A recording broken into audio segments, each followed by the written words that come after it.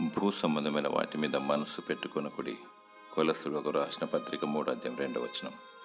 మీ జీవము క్రీస్తుతో కూడా దేవుని యందు దాచబడి ఉన్నది. మనకు జీవమై ఉన్న క్రీస్తు ప్రత్యక్షమైనప్పుడు మీరును ఆయనతో కూడా మహిమయందు ప్రత్యక్షపరచబడుదురు. జీవ పునరుత్థాన శక్తిని పొందుకున్నవాడు దేవుని నీతిని రాజ్యమును మొదటిగా వెదకాలి, అప్పుడు అవన్నీ మీకు అనుగ్రహింపబడును. పరలోకపు దీవెనను కోరుకోవాలి. మన పౌరస్థితి పరలోకమందు కలదు. క్రీస్తు కలిగిన మనస్సును కలిగి దైవ చిత్తాన్ని నెరవేర్చాలి. పేరు ప్రతిష్టతలు ధన సంపద నీ వెంట రావు. నీ ధనం ఎక్కడుండునో నీ మనసు అక్కడుండును. పంచభూతములు లయమైపోతాయి. నీ ఆస్తి అక్కడికి రాదు. నీ సంపద నిన్ను సమీపించదు. మనస్సు నిండా ప్రభు అయిన యేసుక్రీస్తును నింపుకోవాలి. మనసంతటితో ఆయనను ఆరాధించాలి. నిష్కలంకమైన వధువుగా సిద్ధపడాలి.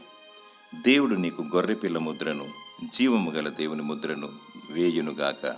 ఆమేన్.